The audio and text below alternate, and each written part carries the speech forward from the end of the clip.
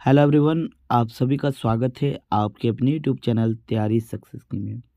दोस्तों, इस वीडियो में हम लोग बात करेंगे हिस्ट्री ऑनर्स में फोर्थ सेमेस्टर का कोर पेपर 10 का बहुत बहुत इम्पोर्टेंट और महत्वपूर्ण प्रश्न पूर्वी समस्या।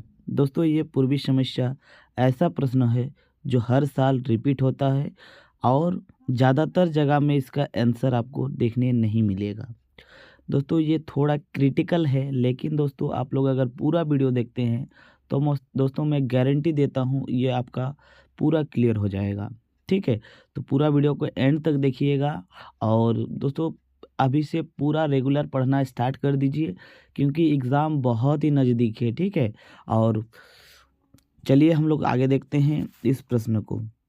दोस्तों, प्रश्न रहेगा पूर्वी समस्या क्या है, रूस के द्वारा पूर्वी समस्या में रुचि लेने का कारणों पर प्रकाश डालें। यानी जो पूर्वी समस्या है वो क्या है और पूर्वी समस्या से रूस का क्या फ़ायदा था जिसके कारण रूस इनके समस्याओं पर रुचि ले रहे थे। ठीक है, तो ध्यान दीजिएगा।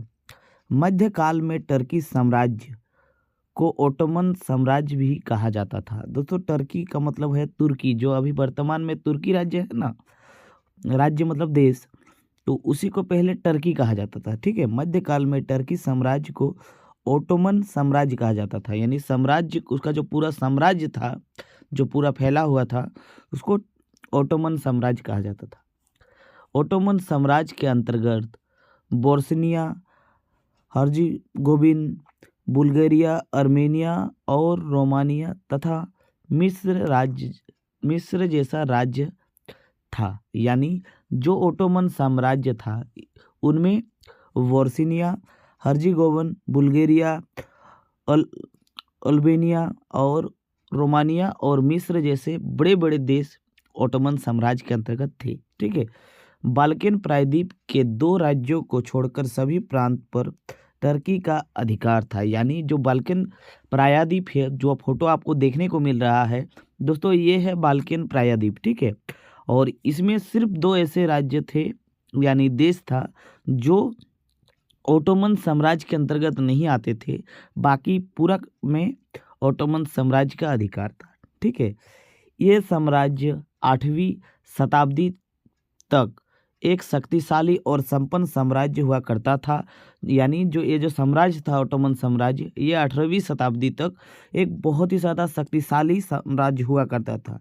यूरोपीय राष्ट्र इसकी संपन्नता और वैभव देखकर ईर्ष्या करते थे। यानी बाकी जो यूरोपीय राष्ट्र थे ये साम्राज्य का देख करके जलते थे। ठीक है, लेकिन 19वीं शताब्दी तक आते आते टर्की साम्राज्य के शासक की गलत नीतियों के कारण टर्की साम्राज्य कमजोर होना शुरू हो गया। यानी ये जो 18वीं शताब्दी में जो ओटोमन साम्राज्य इतना शक्तिशाली था, वो 19वीं शताब्दी तक आते आते गलत नीतियों के वजह से पूरा समाप्त हो गया। इस वजह से टर्की साम्राज्य के अधीन आने रहने वाले ईसाई जातियों ने स्वतंत्र होने के लिए विद्रोह करना शुरू कर दिया। यानी जितने भी ओटोमन साम्राज्य के अंतर्गत जो ईसाई थे, उन्होंने अलग होने के लिए विद्रोह करना शुरू कर दिया। विद्रोह करने वाले राज्यों में प्रमुख रूप से यूनान, सर्बिया, रोमानिया, बुल्गारिया और स्लोवाकिया आदि था। यानी प्रमुख रूप से ये जो देश थे ये विद्रोह कर रहे थे पूरे का। ठीक है, 1789 ईस्वी में होने वाली फ्रांस की क्रांति ने भी इन राज्यों की स्वतंत्र होने के लिए और प्रेरित किया। यानी जो 1789 में हम लोग का जो फ्रांस की क्रांति हुई थी, उस क्रांति को मद्देनज़र देखते हुए ये जो राष्ट्र था ये और भी ज़्यादा जोर ले रहे थे ये का लेकर। ठीक है, इनमें स्वतंत्र होने की भावना और तीव्र होती चली गई।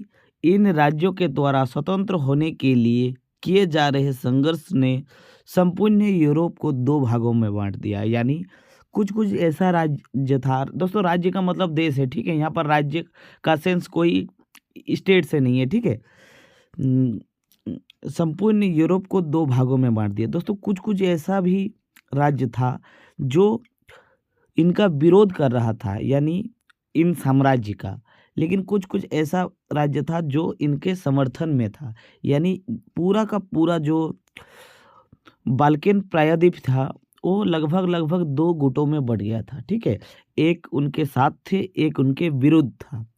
एक दल उनकी स्वतंत्रता संग्राम का समर्थक था, दूसरा दल साम्राज्य को तोड़ने में कोशिश कर रहा था। ठीक है, इस प्रकार यूरोप के दो दलों के बीच होने वाले संघर्ष को पूर्वी समस्या कहा जाता है। तो दोस्तों, ये जो पूर्वी समस्या क्या था आप लोग समझ गए होंगे। ठीक है, तो आगे हम लोग देखते हैं दोस्तों। उसके बाद देखते हैं कि ये जो पूर्वी समस्या था इसमें रूस का इतना रुचि क्यों था।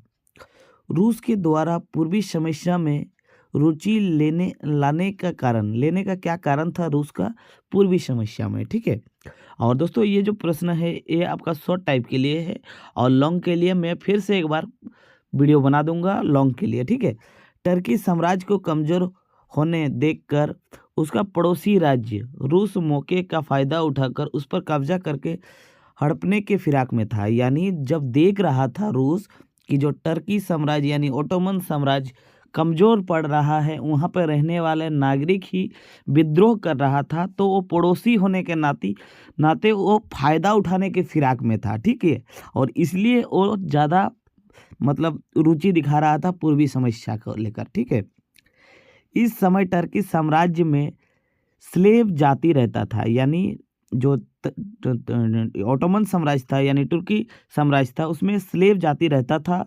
इस जाति का संबंध रूस में रहने वाली स्लेव जाति से था। यानी दोनों जगह पर ही स्लेव जाति रहता था, तुर्की में भी और रूस में भी। और स्पेशली ये जो तुर्की का जो स्लेव जाति था इनसे संबंध ये का था। ठीक है, दोनों में संबंध थे। अतः उसने टर्की में रहने वाली इन रूसी जातियों को भड़काने का प्रयास किया। रूस ने क्या किया, इन जातियों को भड़काना शुरू कर दिया ताकि विद्रोह और बढ़े और ये जो साम्राज्य है टूट जाए और हम लोग पूरा का पूरा जगह हथिया लें। ठीक है, प्रयास की वे भी अपने स्वतंत्रता का मांग करे। इसके अलावा रूस एक संधि के तहत टर्की में रहने वाली यूनानी चर्च का संरक्षक था।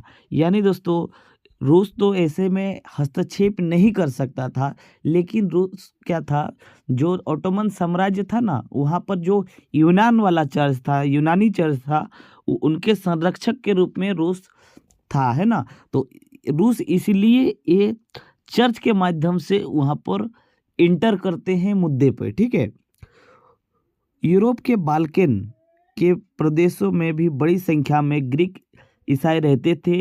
रूस खुद भी ग्रीक चर्च का अनुयायी था। अतः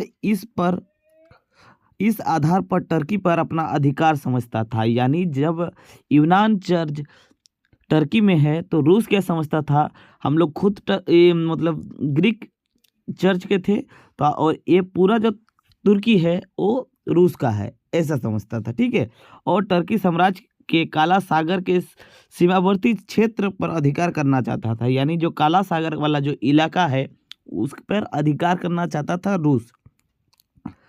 काला सागर के सीमावर्ती क्षेत्र पर अधिकार करने से उसकी पहुंच भूमध्य सागर तक आसानी से हो जाता।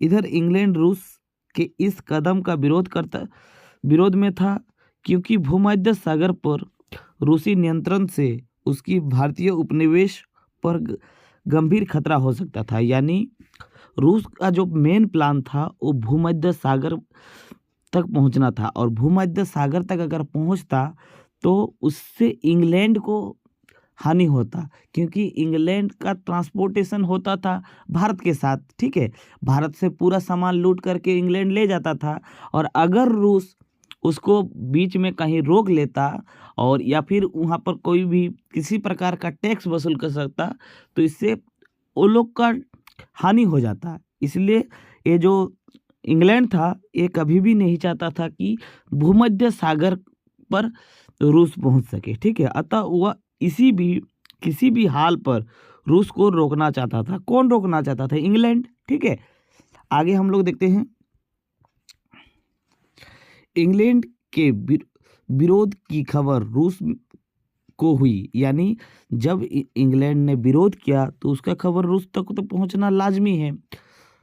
अतः उसने इंग्लैंड को टर्की का कुछ हिस्सा देकर उसे अपने पक्ष करना चाहा। यानी रूस क्या किया, रूस ने एक पैगाम भेजा इंग्लैंड को कि आप कुछ हिस्सा टर्की का अपने पास रखिए और बाकी हिस्सा हम रख लेते हैं, यानी पार्टनरशिप कर लेते हैं रूस को तोड़ करके। ठीक है, टर्की साम्राज्य की दयनीय हालत देखकर इस समय तक टर्की को यूरोप का मर्च व्यक्ति की संज्ञा दी गई। दोस्तों एक कोटेशन है और एक मतलब कहावत है, जो टर्की है ना, टर्की को यूरोप का मरीज कहा जाता है। ऑब्जेक्टिव में पूछ सकता है, याद रखिएगा।